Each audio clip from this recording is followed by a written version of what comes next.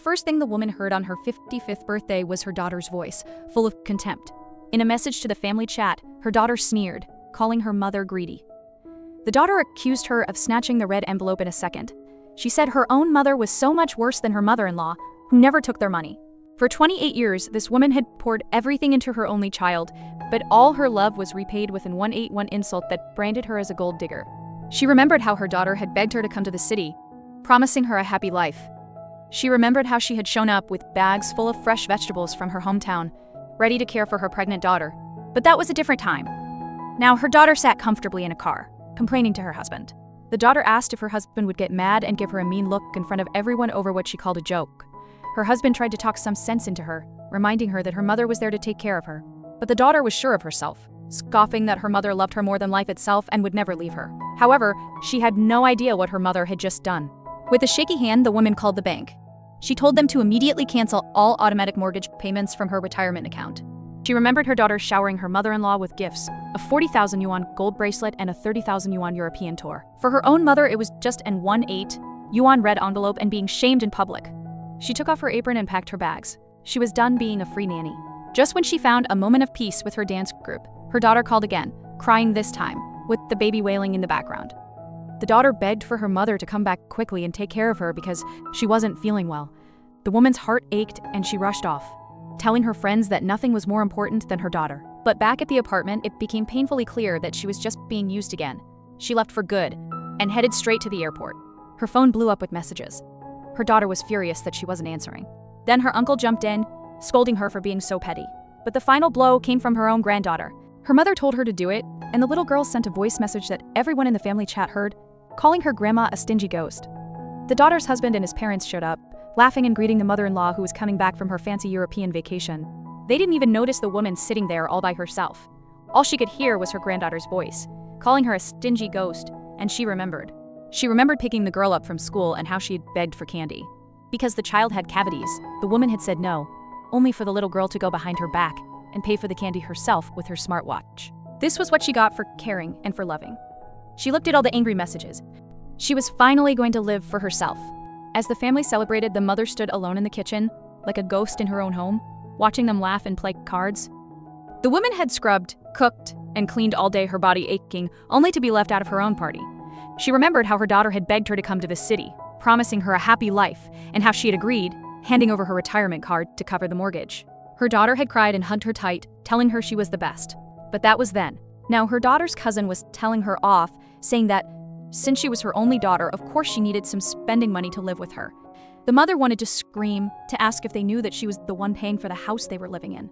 That 1,500 yuan of spending money was all she had to live on after paying their mortgage? Her daughter wanted good food, but she didn't want to pay for it. The mother's 6,000 yuan retirement check all went to their mortgage, and she had to take out another 2,000 or 3,000 just to feed them. The family was on their way to the house, but the woman just stood there, her heart heavy with the feeling of her daughter's betrayal. As she got to the airport, she sent one last message. She wrote that they didn't need to celebrate her birthday and that she was going back to her hometown. She added that she was too greedy and petty to take advantage of her daughter in the big city anymore. The plane took off, and 2 hours later, her phone was flooded with 24 missed calls and over 99 messages. Her daughter asked if she was really that petty over a joke. She then said that if she had known her mother cared so much about the red envelope, she wouldn't have said anything. Another message told her not to be ridiculous, since it was dinner time and they had guests. She turned her phone off with tears streaming down her face. This was the daughter she had raised. The woman stared at the mess in her daughter's fancy apartment.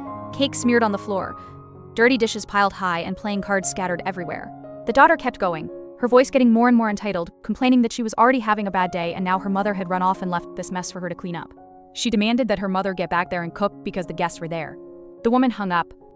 She remembered her own dreams. She used to be a well-known dancer, a woman with a spark in her eyes and love in her heart.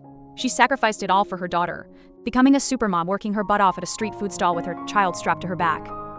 She did it all so her daughter could have a better life, whispering promises that one day, when her daughter graduated, she would finally be happy. On her daughter's wedding day, she held her hands and said the same thing, saying that once her daughter was married and had kids, she would be happy. But happiness never came. Just more demands. Just more sacrifices. When the daughter and her family finally showed up, they found the apartment empty. Her granddaughter cried out that grandma's things were gone.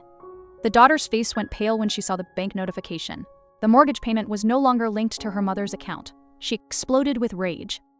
She questioned how her mother could do this and why she didn't even ask her. She wondered out loud if that was even her mother. Her husband tried to calm her down, but she was too angry to listen. She yelled that her mother was selfish and that all she cared about was herself. As her daughter's hateful words echoed in the empty room, the mother-in-law smirked. She said in a really condescending voice that women should be more open-minded. She added that their family never argues over such small things. The daughter, seeing her chance to get on her good side, immediately agreed, praising her mother-in-law. She agreed with her mother-in-law, calling her the best and not petty and stingy like her own mother. With her family's approval, she announced that they should go out to eat and that her mother had to pay for the mess she created. But the mother was already gone, back in her hometown, where a friend reminded her of the dancer she used to be. The friend mentioned that the county was holding a dance event and suggested she join.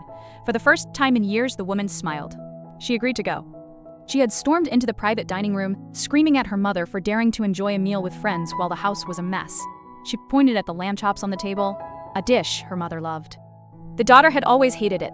It turned out that on the mother's own birthday, she had lovingly made a plate of lamb chops, only for her daughter, husband, and mother-in-law to act disgusted. They had complained about the strong smell, forcing her to take her favorite food away and embarrassing her in her own home.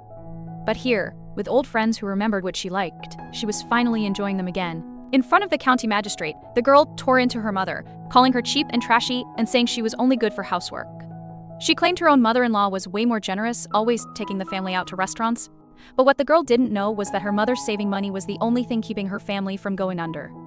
The mother finally broke her silence, her voice trembling with years of pent-up anger. She revealed that the money she saved went to pay their $6,000 mortgage every month, on top of paying for all their food and other costs. She cried that all her hard work was just feeding a pack of ungrateful people. The daughter was arrogant, so sure that her mother would never abandon her own flesh and blood. After they left, the mother sat alone in her small apartment. Her phone lit up with a new social media post from her daughter. A photo of her smiling with her in-laws. The caption said she was thankful for the best mother-in-law in the world, who is closer to her than her own mom. In a group chat, her daughter openly made fun of her for being greedy, while praising her mother-in-law for being so generous. The betrayal was complete. That was the moment everything changed. The mother calmly picked up her phone and called the real estate agent, canceling the sale of her house. Just as she hung up, a friend called with unbelievable news. Her friend told her not to sell her house because they were about to tear down the neighborhood, and the payout was going to be huge. The mother looked around her small apartment, a slow smile spreading across her face. Her ungrateful daughter had just lost everything. Her daughter's voice cracked with panic over the phone, asking why her mother hadn't picked up Yo-Yo, who was the last one at kindergarten. But the mother just calmly replied that she wasn't coming back and that her daughter had her wonderful mother-in-law for that. The daughter, who had no idea about the money coming her way, could only make threats, reminding her mother that without the house sale, they couldn't buy their new apartment. The mother simply hung up. As she walked through the park, her daughter frantically called again, screaming that she was a terrible person for demanding 100,000 yuan back. The daughter yelled that she just wanted money and asked if she could take that to her grave.